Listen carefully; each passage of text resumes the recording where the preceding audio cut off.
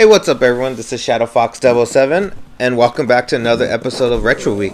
Today, I wanted to showcase a game that, for me, was the creme de la creme, the best entertaining game at the time, and it's actually called Rampage.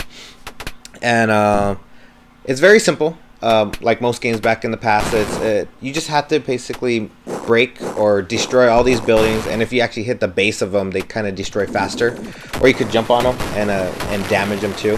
But you have to do all this while avoiding all the gunfire, all the grenades, all the helicopters. Basically, the whole military is coming after you to prevent you because you're this radioactive person, or at least I am. I'm a female, actually, and I don't know. I always liked the lizard. She was awesome. I didn't realize it was a girl until recently. So, hey, you learn something new every day, right, kids? Or gentlemen, or people, or anyone. But I don't know. I liked it. You know, you can eat people and replenish your health because you do take damage. But ultimately, just like all quarter-eating games at the time, you will eventually die, and you have to put in your 25 cents. Fortunately, on the Xbox game, you don't have to put a quarter in. You could just hit continue. So I actually like that, and then you come in on this pimp-ass blimp to kind of parachute or drop down onto the world and continue your rampaging rage, if you will. But I guess the big reason I wanted to play this game was I recently watched Wreck-It Ralph, and I thought it was a good movie. And if you don't know what it is, it's basically a character that goes to all the buildings and destroys them. And you have this guy who's, I think, called Fix It Felix Jr. or something like that, and he just fixes the buildings to prevent you from being a bad guy. So it's kind of like the opposite of this. But I don't know, I really like the movie because I'm a gamer, and I'm assuming most people watching this are gamers, so it just kind of, it gives you all these little things of previous characters, even like a Call of Duty kind of character, if you will.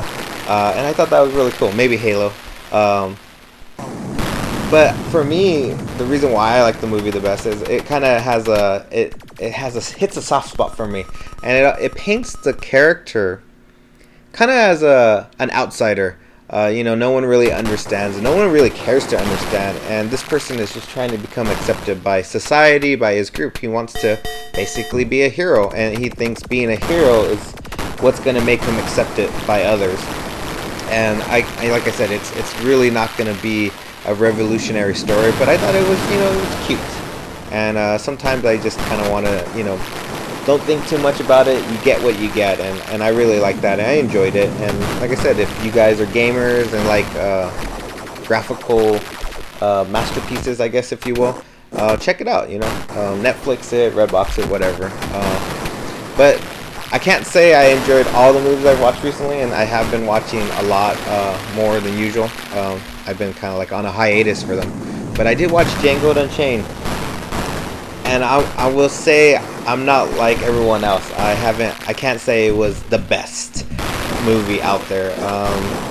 And you know, before you guys crucify me or the pitchforks and everything, let me kind of explain myself. I enjoyed the movie, don't get me wrong. I thought Christoph Waltz's character was amazing. I love his banter. I love his just stage presence, if you will. To me, he's awesome, and I liked him even in Inglourious Basterds, which kind of leads me to the point.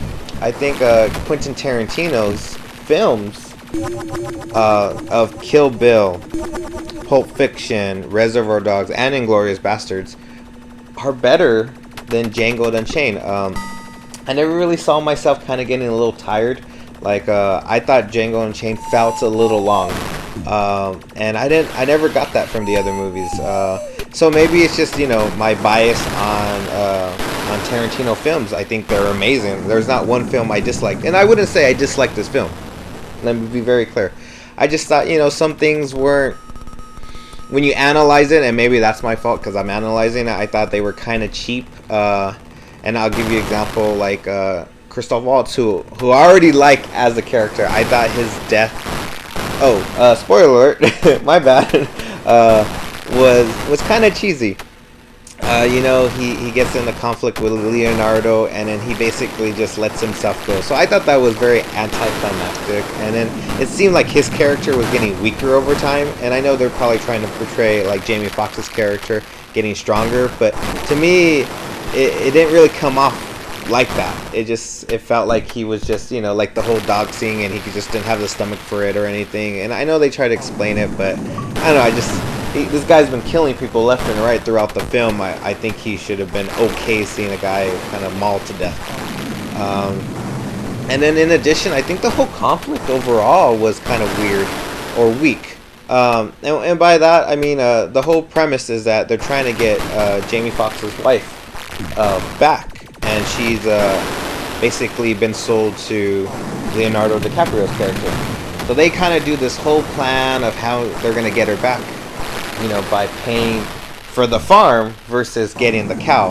And I thought that was kind of cheap, because they end up buying kind of like the bull. That's their proposition. They're going to spend $12,000 on this prize fighter that he's not willing to sell.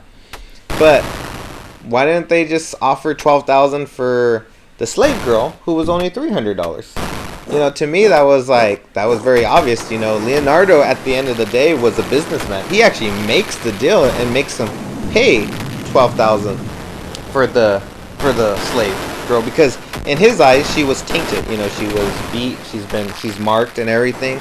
So I think he would have made the deal, and that would have been it.